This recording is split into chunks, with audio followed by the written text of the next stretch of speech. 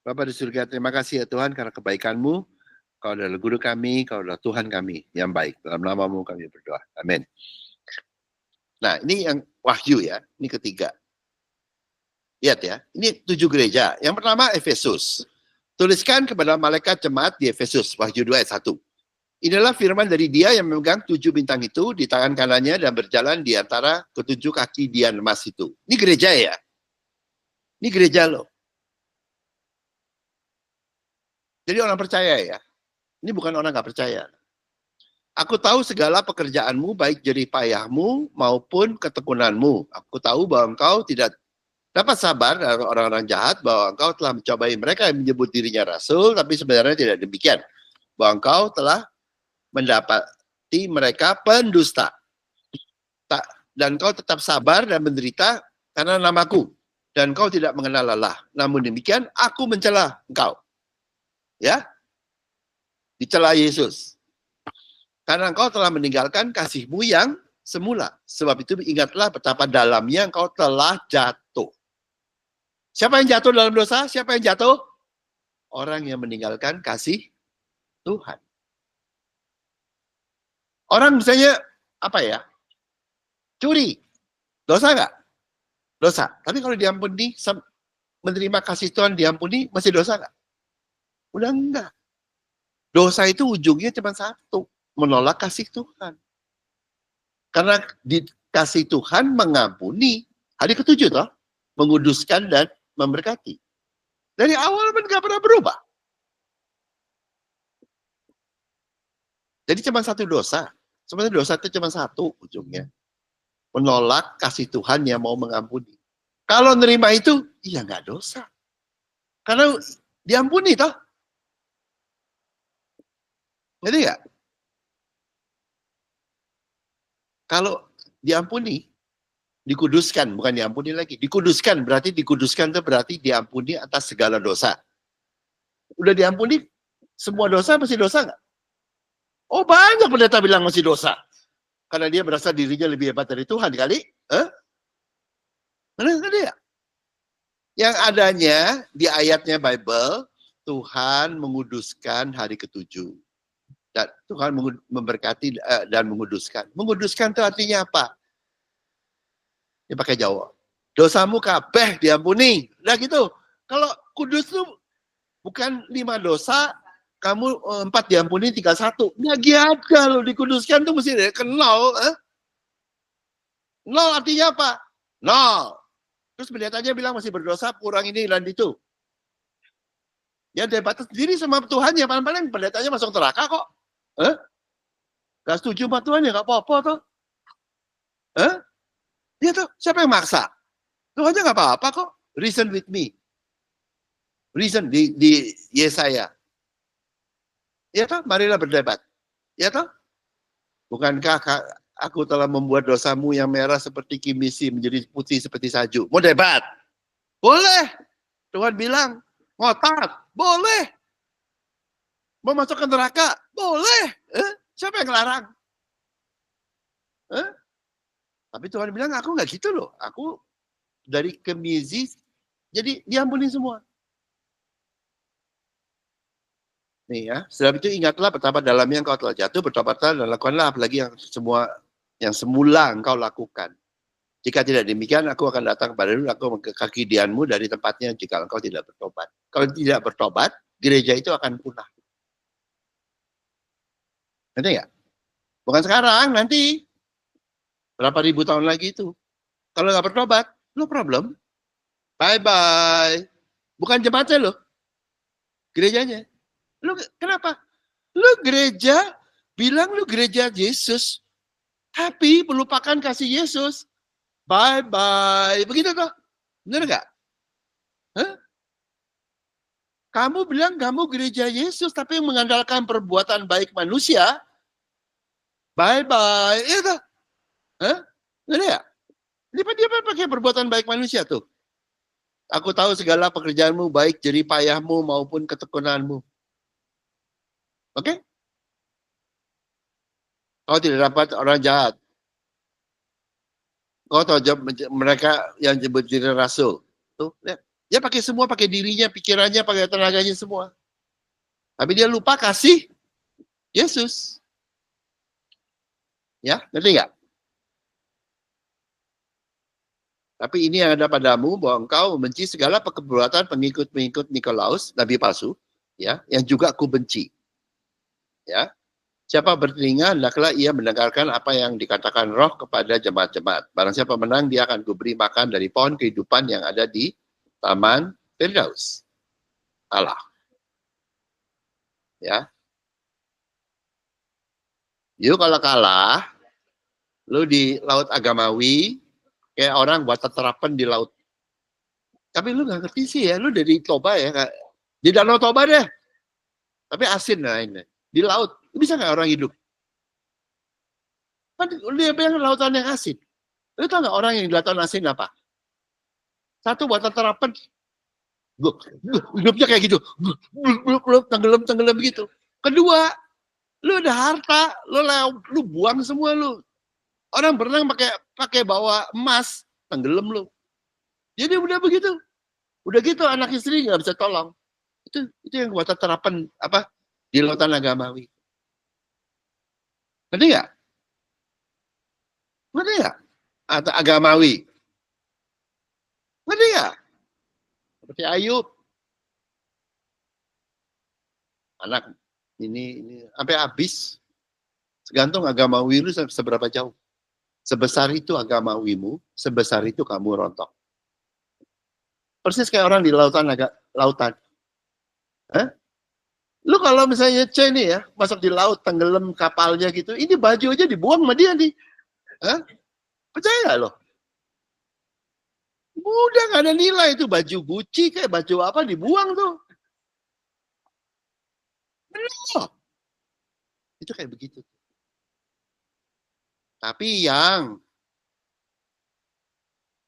berada di atas lautan agamawi, karena bergantung sama kasih Tuhan, dia bisa masuk ke kerajaan surga di bumi. Ngerti nggak? Nih, dia bisa aku beri makan dari pohon kehidupan yang ada di Taman Firdaus Allah. Taman Firdaus di bumi atau di surga? Ada Hawa di mana? Hah? Di bumi lah. Tuh. Jadi yang bergantung sama kasih Tuhan, tidak agamawi, kau akan bisa masuk ke dalam kerajaan surga yang seperti hari ketiga itu. Anggap nggak? Sama nggak tuh? Sama nggak? Jadi kelemahan gereja Efesus bergantung pada kekuatan diri sendiri dan merasa diri kuat sehingga telah meninggalkan tergantungan pada kasih Tuhan. Jadi dia tuh kelemahannya karena diri sendiri. Oke? Siapa? Golongan pompa iman, si Andrew Bomek, si apa tuh semua tuh pompa iman tuh kerjanya kayak gitu, merasa diri kuat. Apa? Mesti bisa. Ngomong, teriak. Mau mobil merah, sebutin. Itu pompa iman, aktivasi iman. Ya toh? Yes. Nggak go to hell. Tenggelam lu di laut lu. Gitu. Ini Pak. Kayak Ayub. Kan hebat. Tiap hari berdoa. Supaya anakku selamat. Supaya anakku diberkati. Wah, gitu. Iblis datang. Gua cobain ya. Pengikutnya yang aktivasi iman. Pengikutnya yang pompa iman. Pengikutnya Andrew Womack. Tuhan, ya toh? Iblisnya datang. Tuhan, boleh dong gue cobain? Kan dia bergantung pada kekuatan iman diri sendiri. Tuhannya bilang, monggo. Kan Tuhannya di kekuatan. Iblisnya datang. Boleh dong gue cobain? Ngerti ya? Begitu, ya boleh lah. Tuhannya bilang Tuhannya bukan saya kok. Tuhannya perbuatan baiknya kok. Tuhannya itu teologi itu kok. Tuhannya pompa-pompa begitu. Silakan. Begitu dicobain iblis, mewek-mewek. Hah? anak lu mati, istri lu, harta lu habis, gitu. Dan siapa suruh lu pompa iman, pakai jaga iman? Berarti mentuhankan diri sendiri, tak? Gua kasih tahu lu, Tuhannya nggak nyobain. Yang nyobain iblis datang begini, boleh dong gua cobain. Dia kan bergantung pada diri sendiri. Tuhan dia bilang, monggo. Jangan bingung ya. Ya, jadi anyway, Efesus itu karena nggak bergantung sama kasih Tuhan, nggak bisa masuk kerajaan surga. Oke, anggap ya, di bumi loh, bukan keselamatan deh, gue nggak ngomong keselamatan. Oke, nah sekarang yang Smyrna, nih gereja Smyrna, ya. Tuliskanlah kepada malaikat jemaat di Smyrna, inilah yang firman dari yang awal dan akhir yang telah mati dan hidup kembali. Aku tahu kesusahanmu dan kemiskinanmu, namun kau kaya, dan firman mereka yang menyebut dirinya orang Yahudi, tapi yang sebenarnya tidak demikian. Sebaliknya mereka adalah jemaat iblis. Ya, jangan takut terhadap apa yang harus kau derita. Sesungguhnya iblis akan melemparkan beberapa orang dari antaramu ke dalam penjara supaya kamu dicobai, dan kamu akan beroleh kesusahan selama 10 hari.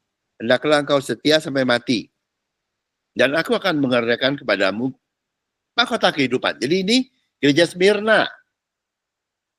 Siapa bertelinga, hendaklah ia mendengar apa yang dikatakan Roh kepada jemaat-jemaat. Barang siapa menang, ia tidak akan menderita apa-apa oleh kematian yang kedua. Ya. Jadi kelemahan gereja Smyrna apa? Bergantung pada kekuatan sendiri. Dan disebutin apa dia? Takut. Karena dia lemah. Soalnya takut apa? Takut mati. Ya. Lupa bahwa Tuhan yang memberi kehidupan. Jadi kelemahannya, jadi kelemahan gereja Smyrna, dia bergantung pada diri sendiri. Karena dia bergantung sendiri, dia takut mati. Jadi enggak? Takut mati. Makanya Tuhan bilang, kamu jangan takut mati. Kamu nggak akan menderita apa-apa oleh kematian yang kedua. Gitu loh. Kamu mati ya gue bangkitin kok. Gitu loh. Kasarnya kan begitu. Ada ya? Jadi dua gereja itu, Efesus dan Smyrna, dua-duanya bergantung pada kekuatan sendiri. Yang satu sok kuat, yang satu lagi takut mati. Dua-duanya salah.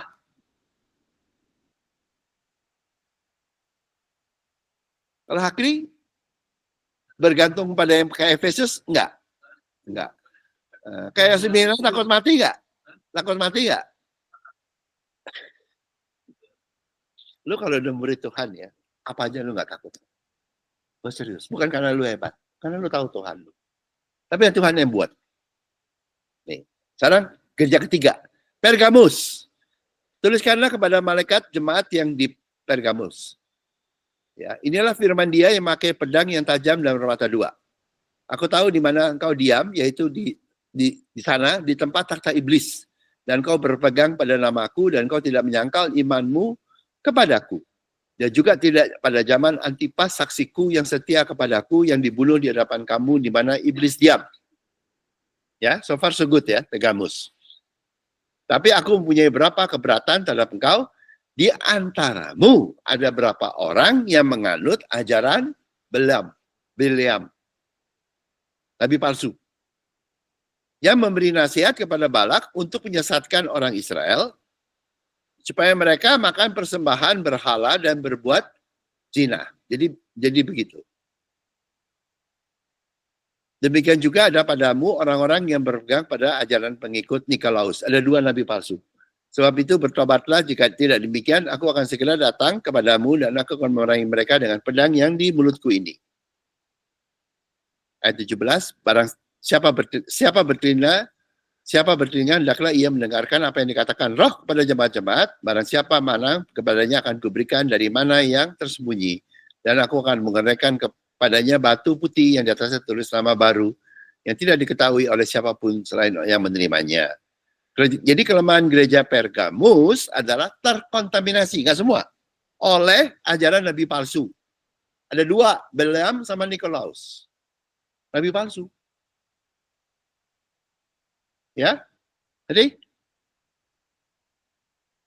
Nabi palsu. Ini kalau saya nggak jelas, tapi ada lagi yang Belam. Belam itu apa? Memberi nasihat kepada Balak untuk menyesatkan orang Israel supaya mereka makan persembahan berhala dan berbuat berzina. Makan persembahan berhala. Persembahan kok jadi berhala? Tahu nggak? Persembahan berhala itu apa? Persembahan depan untuk Tuhan. Ya, tapi di banyak gereja itu dibuat persembahan itu sebagian masuk ke pendeta. Persembahan itu tidak boleh. Ini enggak? Korban bakaran hanya kepada Tuhan. Tapi di banyak gereja dibikin peraturan, 5% buat pendetanya. Itu persis seperti Hofni dan Phineas. Ngerti enggak? Korban bakaran untuk Tuhan, tapi bikin peraturan. Anaknya ambil daging dulu, gitu. Tahu enggak? Kok menjadi seperti Tuhan? Loh, kok itu kan untuk Tuhan? Loh, diambil dulu. Menggantikan Tuhan, toh? Jadi lu menjadi orang itu menjadi seperti Tuhan. Itu jadi berhala.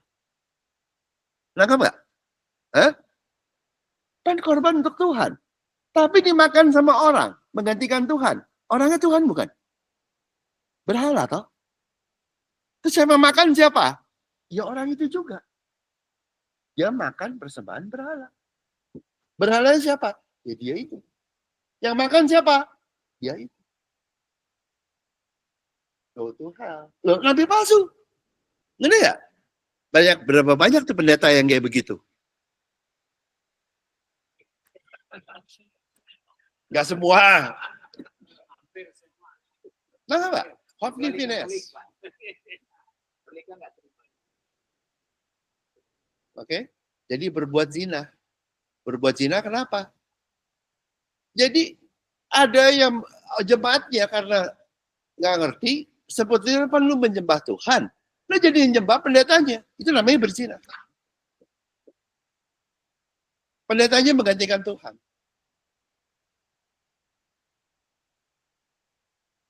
Ya? Tahu ya? Teman-teman ini banyak. Saya pernah sharing ya. Tapi saya repeat aja nih kalau lupa, sorry ya, dia udah gini ya. 7 tanda nabi palsu. Oke? Semuanya duit. Ya. 1. Ingat ya, urutannya nggak pasti ya. Yezebel jual hukum Taurat ya toh untuk dapat duit atau dapat kebunnya si ini. Ya toh? Siapa lagi ya? Penjual burung dara di Bait Allah yang diusir sama Tuhan. Jual Roh Kudus untuk dapat dapat duit. Benar nggak? Ada lagi siapa? Delila.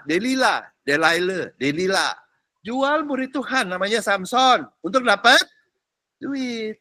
Semua dijual sama nabi palsu. Ada lagi Yudas Iskariot. Jual Yesusnya dijual sekarang untuk dapat duit. Benar nggak? Ya.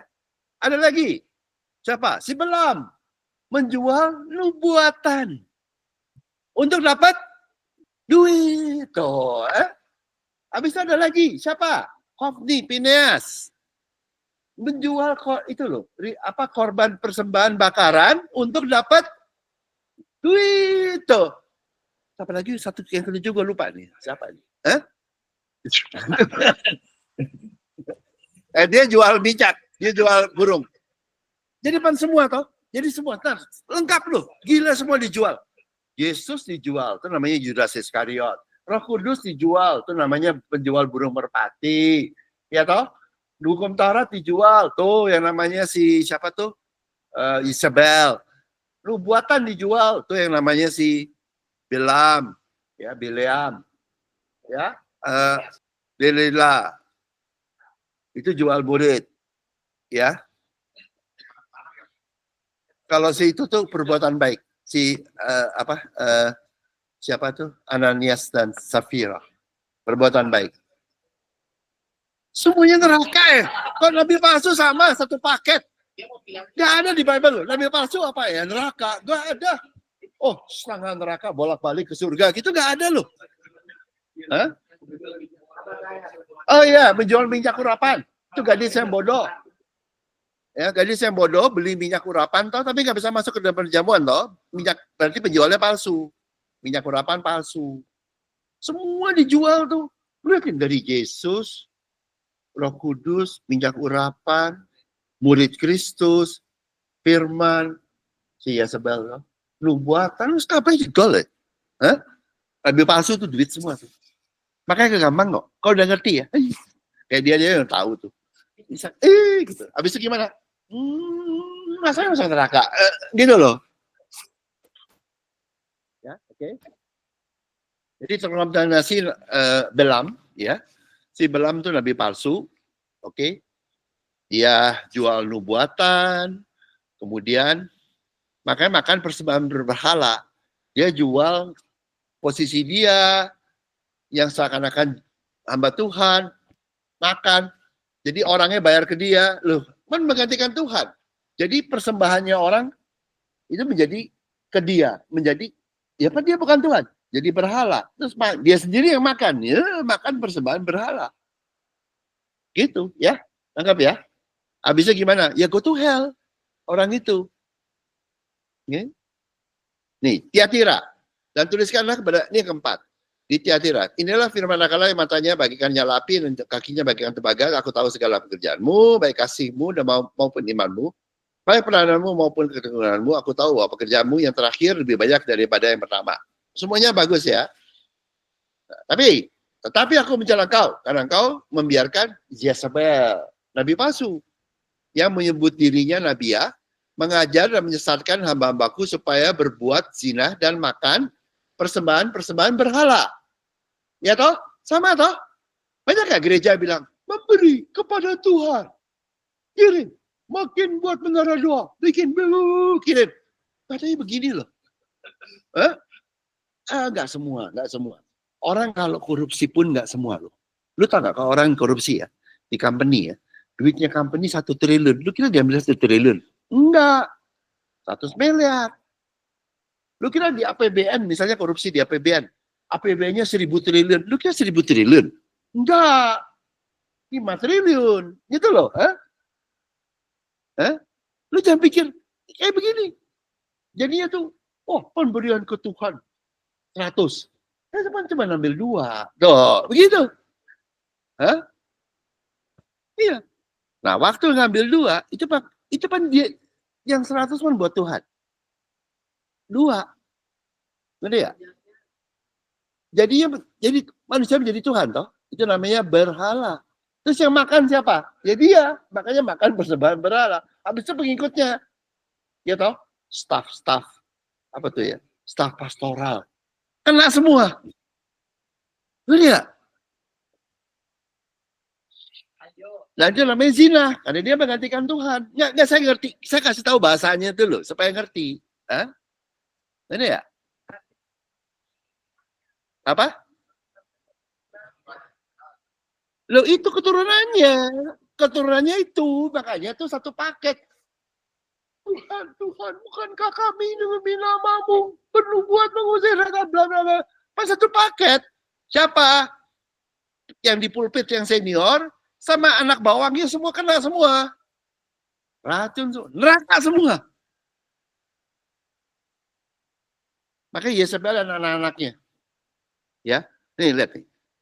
Ya, dan aku telah memberikan dia waktu untuk bertobat, tapi ia tidak mau bertobat atas zinahnya. Kan dia menggantikan Tuhan. Ya. Jadi Tuhannya ada 2 toh. Berzinah dia. Ya. Bukannya yang benar pun kepada Tuhan, ini bukan. Lihatlah, aku akan melemparkan dia ke atas ranjang orang sakit, dan mereka yang berbuat zina dengan dia akan kulemparkan ke dalam kesukaran besar jika mereka tidak bertobat dari perbuatan perempuan ini. Oke, ada 2 ya. Beda loh. Yang Jezebel mati. Yang pengikutnya jemaatnya mendapat kesukaran besar. The Great Tribulation. Beda loh. Hidupnya menderita di bumi. Nanti masuk surga nangis. Gitu nangis. Itu yang dia di Wahyu.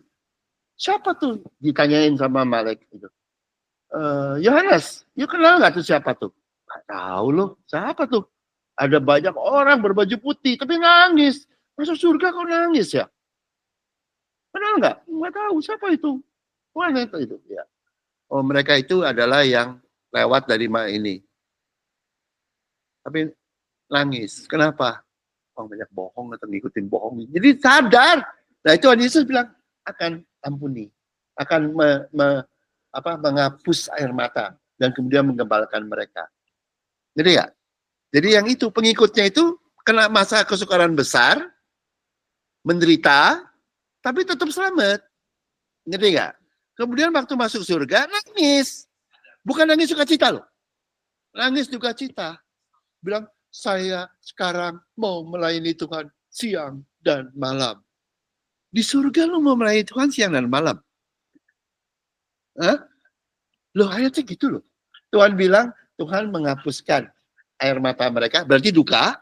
Kemudian Tuhan membawa mereka ke air dan menggembalakan mereka. Pemuritannya di situ. Bukan di sini, di sana. Di surga. Disadarin pemuritannya. Ya, dulu lu kena, dulu lu bawa orang lain juga masuk ke gereja lu, sama-sama kena. Lu sekarang lu jadi lu nggak sadar nipu orang. Iya, lu nangis, udah lewat, udah diampuni. Sekarang jadi murid ngerti ya, gitu. Di surga. Ngerti nggak? Bukan sekolah teologi ya, bukan sekolah dari Yesus. Itu. Gue cerita lu, ada dua, toh? Beda loh. Tapi yang lebih palsunya, itu mati.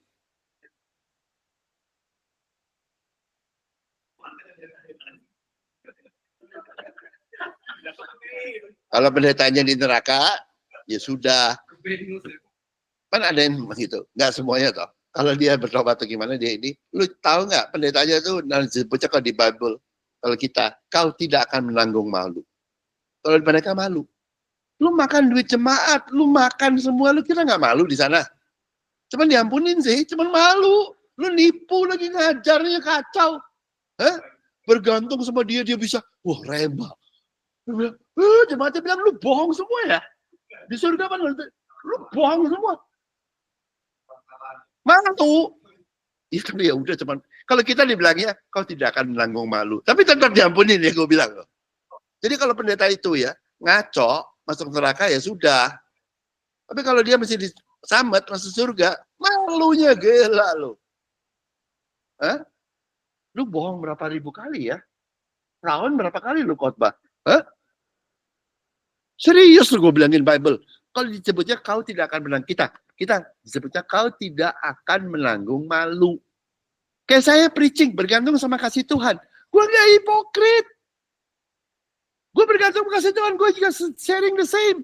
Gue gak mampu. Gue juga gak bilang lu harus mampu. Ngerti ya? Gak ada malunya. Kalau mereka itu lu ya. Dan anak-anaknya akan kumatikan. Nih. Anak-anaknya. Tak pastoralnya. Tak patah ini kabeh. Ngerti ya? Ngerti ya? Gembala seniornya neraka. Pendeta-pendeta mudanya neraka. Jemaatnya kesukaran besar. Dan semua jemaat akan mengetahui bahwa akulah yang menguji batin dan hati orang. Dan bahwa aku akan berikan kepada kamu setiap orang menurut perbuatannya. Semua tahu loh. Di surga lu gak bisa bohong loh. Dibohongin dulu ya bodoh. Sampai juga gak sebodoh itu. Tapi kepada kamu yaitu orang lain di Tyre yang tidak mengikuti ajaran itu dan yang tidak menyelidiki apa yang mereka sebut seluk-beluk iblis kepada kamu, aku berkata aku tidak mau menanggungkan beban lain kepadamu. Tapi apa yang ada padamu, pergilah itu sampai aku datang. Tuh ya, sebut ya. Nih ya. Di sini kan kamu gak sebut toh, karena ini udah kita udah tahu. Di gereja lain tuh tau gak, dari dulu gue paling sebel sebutin beban. Mesti terbeban terhadap Indonesia. Mesti beban terhadap apa? Aduh, beban. Kalau Tuhan tuh gak gitu loh. Marilah kepadaku, kau yang letih lesu dan berbeban berat. Aku akan memberikan kelegaan padamu. Kalau Tuhan tuh mau memberikan, melepaskan bebanmu. Kalau di gereja iblis, lu dikasih beban terus. Doa ya, perpuluhan ya, janji sulung, apalagi janji iman, mati ya lu. Berdoa untuk Indonesia ya, menara doa ya, itu cuma itu gereja banyak yang miskin. Israel, lu kayak apa kalau gue bilang tuh kayak di puncak tuh pisang saling, lu digepeng lu.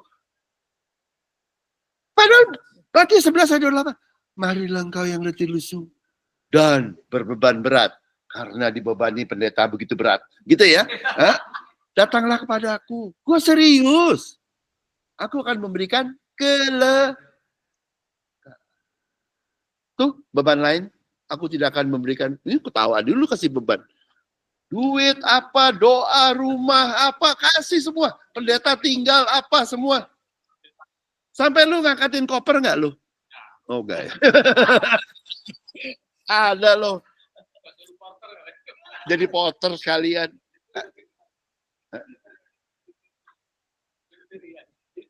Udahlah, ispas lah. Gue cuma ceritain gini tuh, saya tuh bukan apa. Udahlah. Gue juga nggak pengen mereka masuk neraka. Cuma know you know, kebenaran tuh biar kamu mereka nggak kena lagi loh. Karena dia tahu firmannya, nggak ada firmannya. Kasih dia beban. Buset. Siapa yang dia Bible? Yang mana ayatnya? Adanya aku akan memberikan kelegaan. Tapi di gereja, beban. Kita harus terbeban. Ya ilah. Di mana lu baca Alkitab mana sih?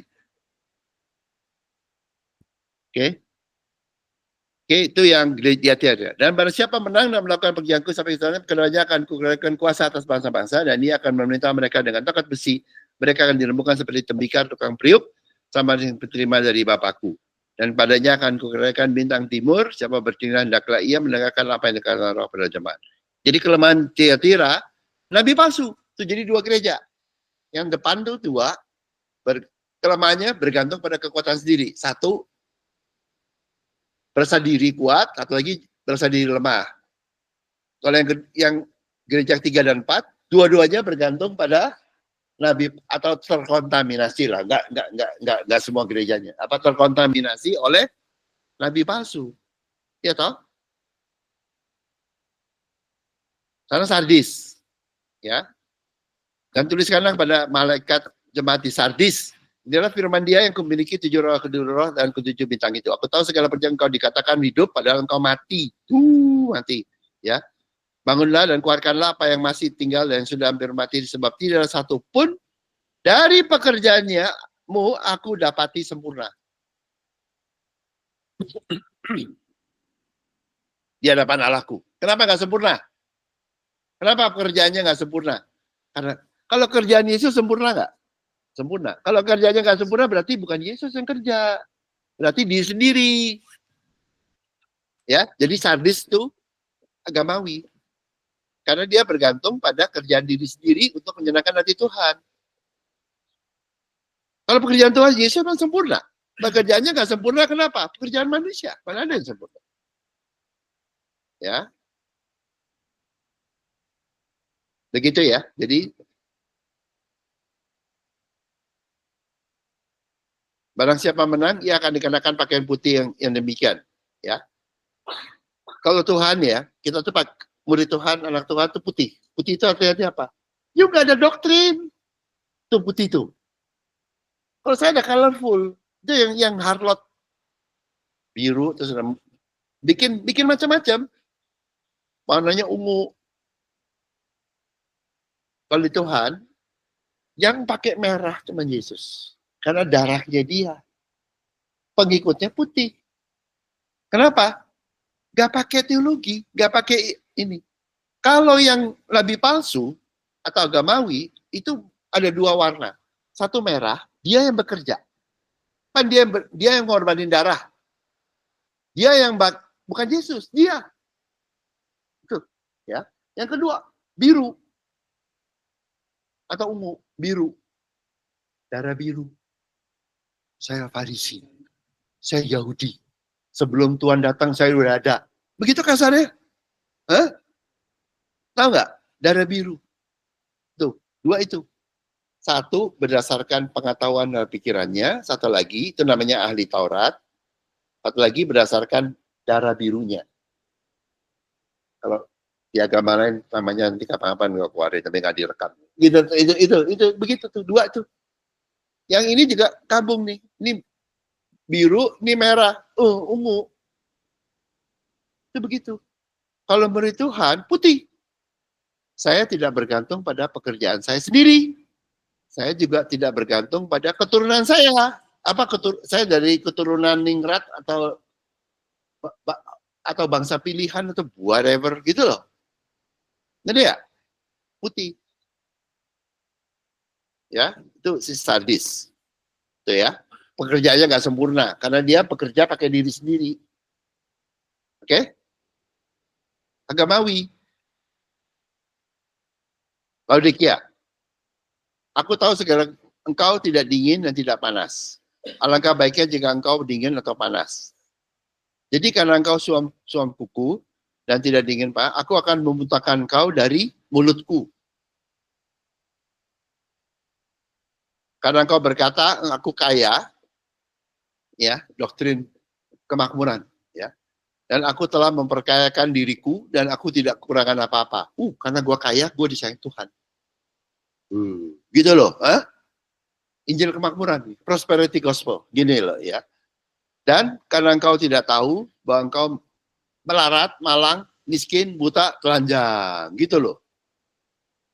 Maka aku menasihatkan engkau supaya engkau membeli daripadaku emas yang telah diberikan dalam api agar engkau menjadi kaya dan juga pakaian putih supaya engkau memakainya. Ini pakaiannya warna-warni. Wah, gue hebat, bikin doktrin macam-macam. Pakai mutiara apa di manusia. Supaya engkau memakainya. Agar jangan terlihat ketelanjanganmu yang memalukan dan lagi minyak untuk melumas matamu supaya engkau dapat melihat. Ini buta semua nih. Gereja ini yang kemakmuran buta semua. Ya. Baiklah, barang siapa ia kukasih, ia kutegur dan kuhajar, sebab itu relakan hatimu dan bertobatlah. Lihat, aku berdiri di muka pintu dan mengetok. Jikalau ada orang yang mendengar suaraku dan bukan pintu, aku akan masuk mendapatkannya dan aku makan bersama-sama dengan dia dan dia bersama-sama dengan aku. Barang siapa menang, ia akan kududukan bersama-sama dengan aku di atas tahtaku. Sebagaimana aku pun telah menang dan duduk bersama-sama dengan Bapakku di atas tahtanya. Siapa bertelinga, hendaklah ia mendengarkan apa yang dikatakan Roh kepada jemaat-jemaat. Ya, jadi ini yang menandalkan agamawi, kemakmuran, kekayaan, gitu loh. Oke? Jadi Philadelphia. Tuliskan kepada malaikat jemaat di Philadelphia. Inilah firman dari yang kudus, yang benar, yang memegang kunci Daud. Apabila ia membuka, tidak dapat ada menutup. Jika menutup, tidak dapat bisa buka. Aku tahu segala pekerjaanmu. Nah, pekerjaannya apa? Lihat, aku telah membuka pintu bagimu. Loh, pekerjaannya apa? Yang bukain pintu Yesus deh. Yang tidak dapat ditutup oleh seorang pun. Aku tahu bahwa kekuatanmu tidak seberapa. Dia nggak punya kekuatan. Tapi bisa kerja. Yang kadang yang kerja Yesus. Gitu nggak? Yang kuat. Namun kau menuruti firmanku dan kau tidak menyangkal namaku. Nama Yesus apa? Kristus. Yang diurapi, yang diutus. Cuma satu loh Mesias. Kristus artinya Mesias. Kalau di banyak orang ya, wah saya berdasarkan panggilan. Panggilan. Ngerti nggak? Begitu. Saya udah beban, panggilan. Begitu. Kalau saya enggak tuh, yang Bible, Kristus dalamku. Hongki, panggilannya apa? Who cares? Pokoknya gue ada Kristus dalamku. Gue bisa nyanyi apa nggak bisa nyanyi, nggak peduli. Yang ada aku pakai panggilan Kristus kok. Coba pendeta, angkat tangan. Kamu punya panggilan apa? Ayo, bandingin yuk sama panggilan Kristus, menang siapa? Kamu dipanggil nggak untuk menyelamatkan dunia, bangkitin orang mati? Nggak tahu. Dipanggil nggak untuk tahu hikmat Tuhan sempurna segala macam? Nggak tahu. Kalau saya nggak mau loh, panggilan saya, talenta saya pakai panggilan Kristus di dalamku. kok melayanan. Makanya kalau aku dulu sama Pak John tuh dia tahu. Gue bilang, Hongki kalau datang gereja gak bisa bikin salah. Gua pada bingung Pak John, ingat gak? Saya bilang saya bikin salah. Mana bisa? Hah? Salah. Satu, nggak ada. Nol, nggak ada salah. Kenapa? Karena yang kerja Tuhan bukan gue kok. Mana bisa gue salah? Kalau saya salah, salahin Tuhan, bukan gue dong. Yang kerja Tuhan. Mana bisa gue salah? Ngerti nggak? Tapi karena itu saya juga nggak bisa meninggikan diri, karena yang kerja bukan gue. Tahu nggak? Tahu nggak? Saya nih, dia nggak bisa salah dalam apa untuk buat peraturan presiden. Kenapa? Peraturan presiden bukan dia yang buat. Tapi dia juga bukan begitu. Makanya gue di pulpen happy, nggak ada beban. Salah? Nggak mungkin. Kenapa? Karena yang kerja bukan saya. Tapi karena itu saya juga nggak bisa sombong. Equal kan? Selesai dong. Yang kerja Kristus kok. Itu. Ya, understand? Banyak orang bilang dipanggil jadi peramal lah. Dipanggil jadi nubuat. Dipanggil jadi rasul. Ya ampun. Kalau gue, Christ in me. Kristus di dalamku. Yang kerja Kristus. Sempurna. Enak tuh. Pelayanan tuh enak. Beban apa? Yang nanggung beban Kristus bukan saya. Nggak mau gue beban. Yang mana yang nanggung Kristus kok? Kan firman-Nya. Yang perang, Kristus. Yang mikir, Kristus. Yang bikin mujizat, Kristus. Yang kita kasih cuma kenalan hati. Itu pun mesti dirapi. Nggak ada. Saya bilang tuh Pak John ya. Tanya tuh di Yohanes 13. Gue tanyain dulu tuh sama orang-orang. Kadang-kadang icebreaker. Gitu. Tanyain, kenapa si Petrus cuma kakinya yang dibasuh? Kenapa enggak semuanya? Di perjanjian lama yang dibasuh kaki, muka, mulut atau yang mana? Hah?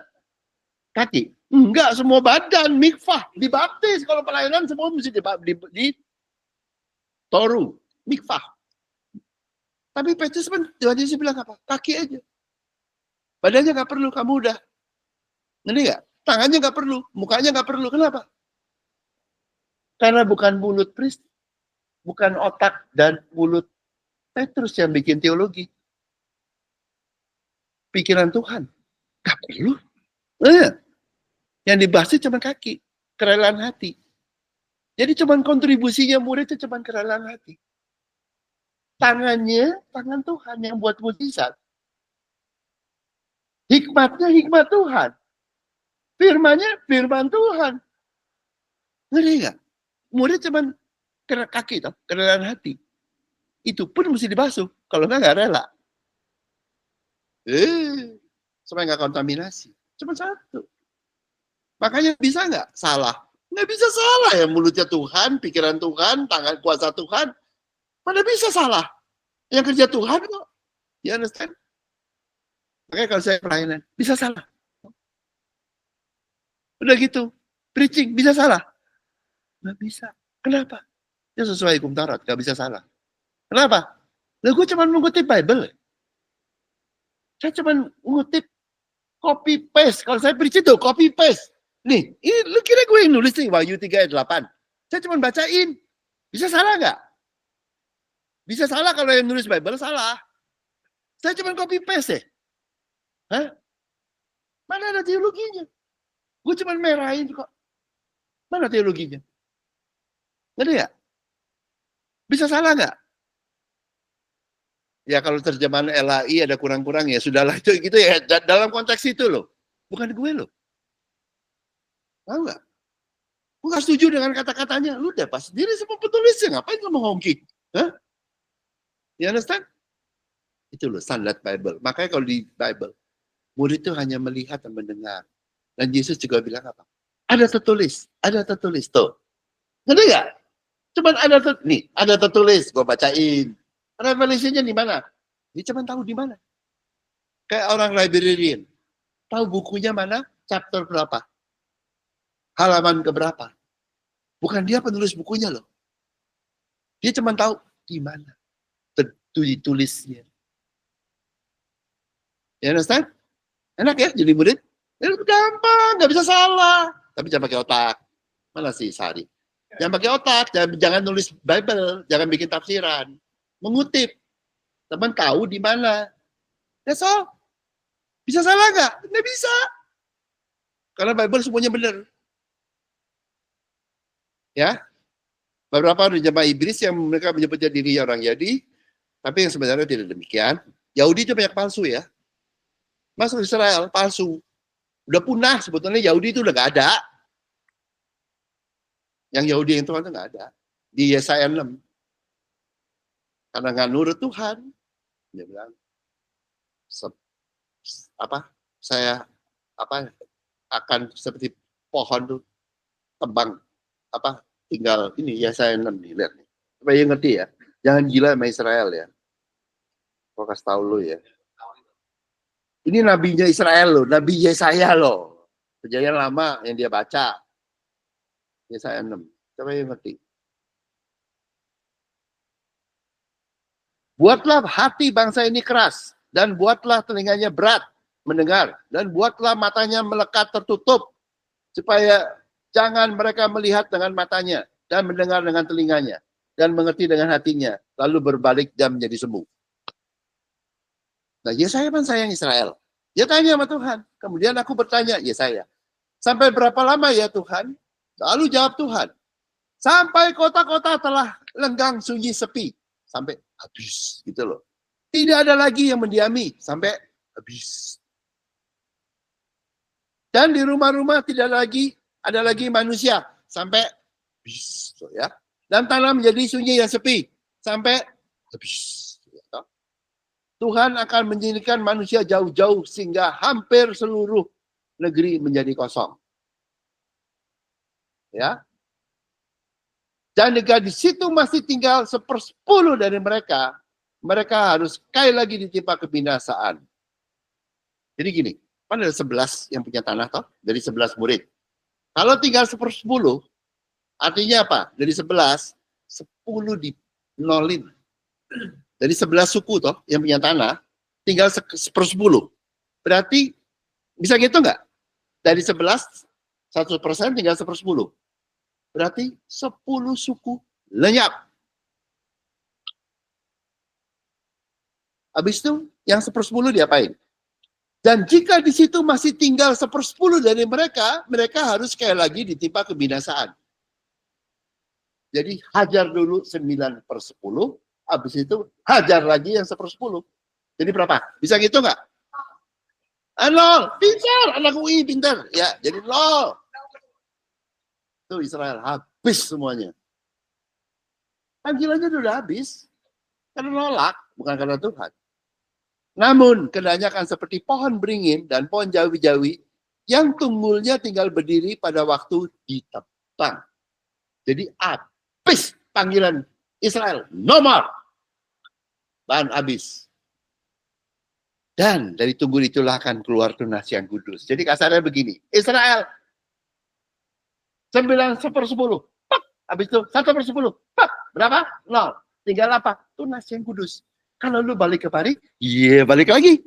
Panggilanmu. Kalau nggak ke tunas yang kudus, Yesus Kristus. Ngerti ya? Kan dipanggil. Gagal. Nolak. Bantai habis. Tapi masih ada apa? Tunas yang kudus. Di pohonnya Israel. Ngerti nggak? Tunas yang kudus Yesus Kristus. Kalau balik ke tunas yang kudus, ya kamu panggilanmu balik. Kalau nggak ke tunas yang kudus, berapa? 0. Bangsa Yahudi, bangsa pilihan, bangsa apa? Nomor. Sesuai Yesaya 6. Saya bilangin.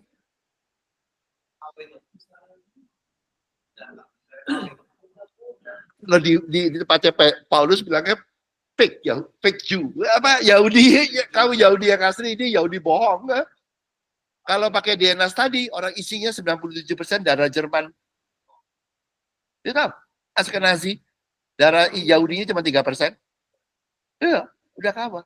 Itu yang namanya di Israel semua, termasuk Bibi semua tuh bapaknya kalau nama last name semuanya nama Polandia. Kalau DNS tadi cuma 3%. Enggak, tapi gue pakai Bible ya, gitu ya. Jadi sebetulnya itu bukan Tuhannya itu. Jadi gini kasarnya, kamu bangsa pilihan. Orang Batak juga ya, orang Cina juga ya, orang Jawa juga gitu. Kamu bangsa pilihan, kamu nolak, ya toh? Ya sudah, nol, gitu loh. Tapi kalau kamu balik ke Kristus, ya kamu dipilih lagi. Kalau enggak, ya enggak. Jadi bangsa Israel bangsa pilihan. No more, sir.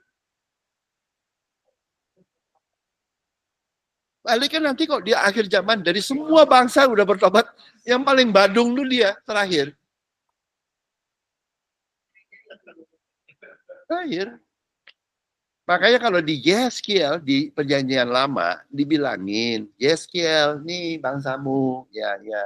Kamu sampaikan firman, ya ya ya, scrollnya, iya ya. Makan scrollnya. Gulungan terasa dimakan. Di perut pahit. Nggak ya? Nanti di Wahyu murid Kristus juga begitu. Nyampein firman ke orang Israel, itu tetap murid yang dipakai. Lu kira siapa? Murid Kristus selalu yang dipakai. Rasanya, tahu nggak gimana? Mulutnya manis. Karena yang disampaikan kasih Tuhan. Di perut rasanya pahit. Tahu nggak? Karena si Yahudi ilah kepala batu. Tahu nggak? Jadi yang nyampein tuh rasanya perutnya pahit, tahu nggak lu? Tapi yang tetap dilakukan. Tapi keluarnya manis, murid Kristus. Tetap berita kasih Tuhan, manis. Tapi yang jalanin, nggak sakit perut. Perutnya pahit. Bible bilangnya perutnya pahit. Lucu loh Bible. Karena kepala batu. Jadi ya, sampai akhirnya terima juga sih. Cuman terakhir ya. Itu nggak, orang Arab lebih banyak orang Kristennya daripada Yahudi. Orang Palestina lebih banyak Kristennya dari Yahudi. Udah lah, anyway ya. Kayak Bible-nya begitu. Berapa orang yang dia menyebut dia, tapi yang mereka aku sebab bahwa aku mengasihi engkau. Karena engkau menjadi firmanku untuk aku menangkan, aku pun dari aku datang segera. Pegang seperti ada seorang pengambil peta. Ya. Jadi bersama dengan kerjakan sokong guru di dalam bait suciku, dia tidak akan keluar dari situ. Ini gereja murid Tuhan ya, gereja kecil. Ya. Nama kota Allahku yaitu Yerusalem baru yang turun dari surga, dan namaku siapa yang baru. Siapa bertelinga hendaklah ia mendengarkan apa yang dikatakan Roh kepada jemaat-jemaat. Jadi kekuatan gereja Fidel hanya bergantung pada kasih Kristus dan pekerjaan Yesus sebagai Mesias. Bukan dia yang Mesias. Kita selamatkan jiwa. Nggak ada lu. Lu selamatin jiwa lu sendiri aja nggak bisa. Lu nyelamatin jiwa orang lain. Lu think who you think you are. Hah? Pernah mati ya di kayu salib ya? Hah? Bisa nyelamatin orang? Dosamu aja nggak ngampun aja nggak bisa, masih tetap dosa. Udah dikasih Bible setebal gini aja masih dengerin ajaran agamawi. Ayo. Hah? Oke, tapi dia bergantung pada Mesias yang kerja. Jadi Tuhan cuma kirim satu Mesias loh. Satu Mesias, satu. Udah, dan selesai. Satu Mesias, kerjain semua. Hebat ya. Cuma satu Mesias. Nah, jadi gereja yang tergantung pada kekuatan sendiri itu gereja Efesus merasa kuat, gereja Smyrna merasa ketakutan, gereja yang terkonsep ada palsu itu gereja Pergamus, Bilam dan Nikolaus ya, Jezebel. Agama UI itu ya si Sardis dan Laodikia. Nah, itulah 3 tempat Israel jatuh. Israel jatuh di padang gurun. Bergantung pada kekuatan sendiri, karena takut lihat orang Kanaan.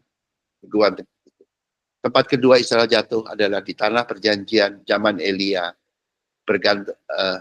menyembah Baal ya, dan Yezebel, sehingga terjadi hujan, kekeringan. Ya. Tempat ketiga Israel jatuh adalah di pembuangan di Babel. 70 tahun pembuangan agamawi, Tower of Babel. 3 tempat. Selalu di Bible selalu 3 ini. Kejatuhan manusia. 3 tempat. 3 tempat, only 3 ya. Diri sendiri, nabi palsu, dan agamawi. Oke? Di ruang Maha Kudus, di tabut perjanjian, ada 3 item. Oke? Satu apa? Tongkat Harun yang berbunga. Oke? Korah, nabi palsu. Ya toh? Israel mengikuti Korah, nabi palsu. Yang kedua, ya, apa? Mana? Yaitu Israel di padang gurun. Ya, diri sendiri. Yang ketiga, apa? Loh batu. Israel menyembah agamawi lembu emas. 3 pemberontakan manusia. Diri sendiri, menuhankan diri sendiri, kekuatan diri sendiri, menuhankan nabi palsu, dan menuhankan ajaran agama. Di tabut perjanjian, berdasarkan kasih Tuhan, Tuhan lupakan. Kayak di dalam peti, didudukin begitu loh. Di tabut perjanjian, ketiga pemberontakan. Itu, semua 3 ini. Gereja yang sekarang gini, sama nih. Semua gereja ada begini. Diri sendiri, makanya gue bilang, jangan pakai laki lu ya, jangan pakai otak lu ya, begitu.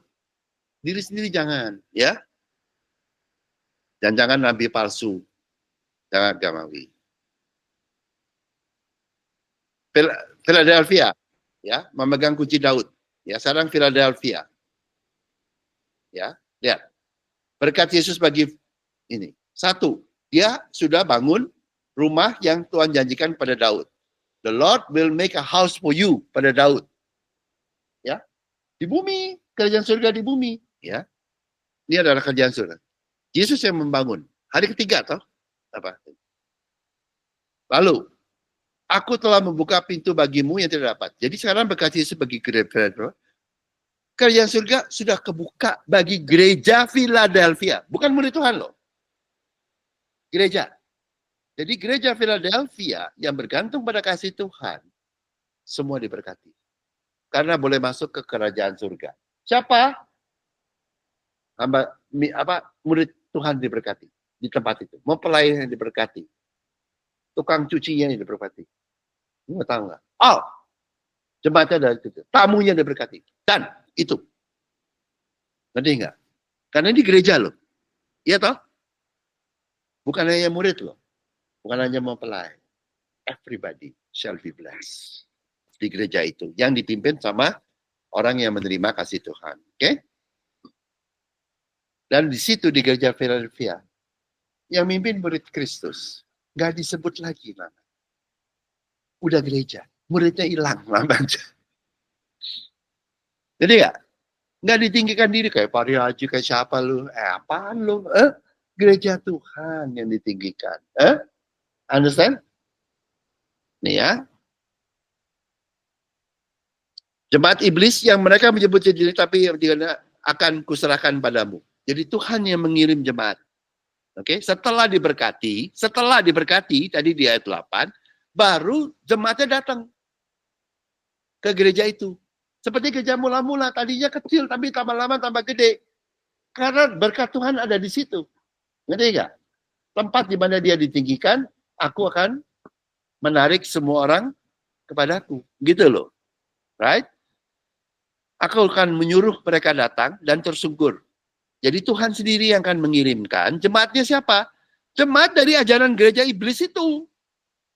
Karena tadi kejatuhan manusia di pengetahuan baik dan jahat, diri sendiri, agamawi, nabi palsu dari iblis semua ujungnya.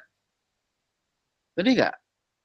Ujungnya iblis yang bilang makan buah pengetahuan baik dan jahat supaya kamu jadi seperti Tuhan. Jadi mentuhankan iblis, dengerin iblis toh, bukan dengerin Tuhan. Mentuhankan pengetahuan baik dan jahat atau diri sendiri, kemudian bikin agamawi toh, cawat itu. Ya tahu nggak? Ketika kejatuhan manusia. Jemaat iblis, makanya karena yang mulain iblis toh yang ngajarin Adam dan Hawa. Terus ke dalam badan manusia. Tuhan yang akan mengirimkan jemaat. Dan lalu apa? Aku mengasihi engkau. Jemaat dari gereja akan diberkati. Bukan hanya muridnya loh, jemaatnya. Ya, berkat Tuhan di gereja akan menarik jemaat dari gereja lain untuk datang ke gereja Philadelphia. Itunya. karena berkatnya. Nanti begitu. Oke. Seperti gereja mula. Lalu, aku pun akan melindungi engkau dari hari pencobaan yang akan datang ke seluruh dunia. Gereja Philadelphia tidak akan terkena pencobaan masa kesukaran besar. Ini kalau hari ini ya, di dunia nih, banyak orang kayak di padang gurun. Kalau di Amerika bingung tarif, bingung si Trump. Kalau di sini bingung urusan lain, menterinya siapa. Ini semua lagi bingung nih, kayak di padang gurun. Muter-muter. Tapi lu tahu nggak di padang gurun itu apa? Adanya kemiskinan. Kalau bingung satu hal, habis itu miskin. Karena tabungan, dapat makan, tapi nggak punya rumah. Hanya di kerjaan juga tanah perjanjian. Nah, itu. Tapi kalau Tuhan bilang, Philadelphia, kamu nggak kena tuh. Ya toh? Enteng ya toh? Kenapa? Kan bergantung sama Tuhan. Di kerajaan surga, itu padang gurun bukan sih? Gitu loh. Di kerajaan surga nggak ada. Itu kerajaan dunia, kerajaan bumi. Ya, dan akan dapat mahkota. Mahkota dari Tuhan. Mahkota. Ya. Righteous. Kalau keadilan. Itu kalau di Paulus. Oke, apalagi? Ya, kemudian akan jadi soko guru. Jadi gereja Philadelphia yang paling kecil akan jadi paling kuat dari semua gereja. Ya, soko guru. Itu kayak pilarnya gitu. Dari semua tadi 7 gereja dia paling kecil, tapi dia jadi paling kuat. Karena dia bergantung sama Tuhan, Kristus. Yang lain kan berdiri sendiri, nabi palsu, agamawi, mana kuat. Ini mah bergantung pada Mesias yang bekerja. Dia akan jadi soko guru. Paling kuat. Kemudian, kepadanya kutuliskan nama Allahku, nama kota Allahku, yaitu Yerusalem baru. Nah, gereja Philadelphia akan menggantikan posisi bangsa Israel, Yerusalem baru. Yang tadinya dipanggil untuk menyampaikan terang ke dunia, ganti. Karena Israel nolak diri sendiri. Sekarang gereja Philadelphia yang akan menggantikan posisi bangsa pilihan tadi untuk menjadi terang bagi dunia. You understand? Makanya Yerusalem baru. Badannya akan ke nama Allahku, nama kota Allahku, yaitu Yerusalem baru. Gereja Philadelphia itulah Yerusalem baru. Ya. Nih ya, jadi berkat bagi Yesus bagi Philadelphia, gereja. Dapat tinggal di kerajaan surga, dipercaya Yesus untuk menerima jemaat yang Yesus akan kirimkan dari gereja-gereja 6 yang iblis, yang kena teologi dan kena lebih palsu semua. Karena Tuhan nggak benci gereja itu ya, tapi apa gini. Kemudian akan diberkati, tidak akan kena pencobaan masa kesukaran besar, ya, nggak bingung-bingung di padang gurun ya. Itu akan menerima mahkota dari Tuhan, menjadi gereja yang paling kuat di antara gereja Tuhan, dan akan menggantikan posisi bangsa Israel yang gagal memuliakan Tuhan. Itu gereja Philadelphia. Oke? Gereja Philadelphia adalah gereja yang awal mulanya kecil. Tetapi Tuhan akan kirimkan banyak jemaat. Gereja Philadelphia akan menjadi gereja yang paling kuat di kerajaan Tuhan. Oke, kita tutup dalam doa. Terima kasih Tuhan karena kasih-Mu, berkat-Mu yang begitu baik kepada kami. Kau yang berkati gereja ini, Kau sendiri yang memilikinya, dan Kau sendiri yang akan membuat semuanya jadi baik. Dalam nama-Mu kami berdoa. Amin.